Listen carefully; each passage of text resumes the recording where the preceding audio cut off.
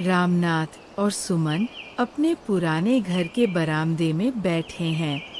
सामने आंगन में सूखा पेड़ खड़ा है, जैसे उनके रिश्ते की नमी भी खत्म हो गई हो। रामनाथ एक पुरानी चिट्ठी को घूर रहे हैं, जो अजय की आखिरी खबर थी। सुमन चाय लिए बैठी है, लेकिन उसका मन कहीं और है। अजय को गए 3 साल हो गए। न फोन, न खत। लगता है अब उसे हमारी जरूरत नहीं रही। जरूरत होती तो याद भी करता।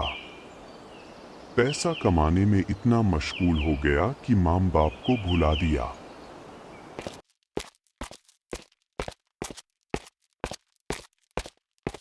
रामनाथ जी, यह शहर से आया है। रामनाथ झट से लिफाफा लेता है और कांपते हाथों से खोलता है। अंदर से एक टिकट और एक पत्र निकलता है। अजय ने अपने माता पिता को शहर बुलाया है। सुमन की आंखों में आशा की किरण जगती है।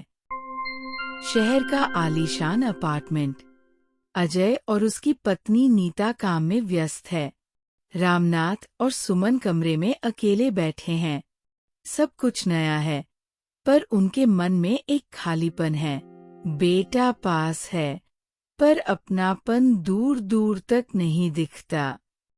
हम यहाँ मेहमान हैं, माँ बाप नहीं। तभी छोटा बच्चा रवि दौड़ता हुआ आता है और सुमन की गोद में चढ़ जाता है। पहली बार किसी ने उन्हें अपनापन दिया हो, ऐसा महसूस होता है।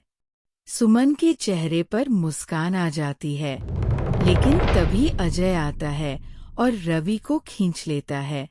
माँ, पापा, रवि को ज्यादा गोद में मत रखिए।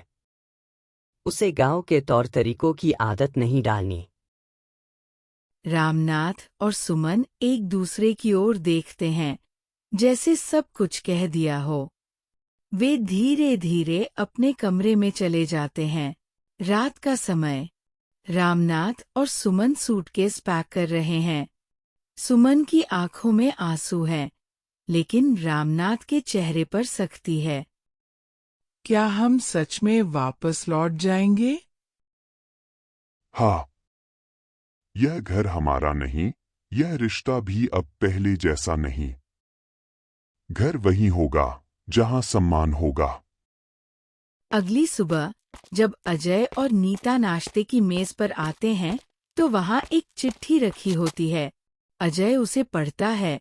हम अपने पुराने घर जा रहे हैं। अगर कभी हमारी याद आए, तो आ जाना। अजय के चेहरे पर पछतावे की छाया उतरती है, लेकिन अब बहुत देर हो चुकी होती है। रामनाथ और सुमन घर छोड़ चुके होते हैं। भारतीय गांव का वही पुराना घर। दरवाजे पर फिर दस्तक होती है। रामनाथ दरवाजा खोलता है। सामने अजय खड़ा है, पीछे नीता और रवि। सुमन की आंखों में खुशी के आंसू आ जाते हैं। माँ, पापा, क्या मुझे माफ कर सकते हैं? बेटा, माँ बाप का प्यार कभी खत्म नहीं होता। बस, यह घर अब सिर्फ हमारा नहीं, सबका है।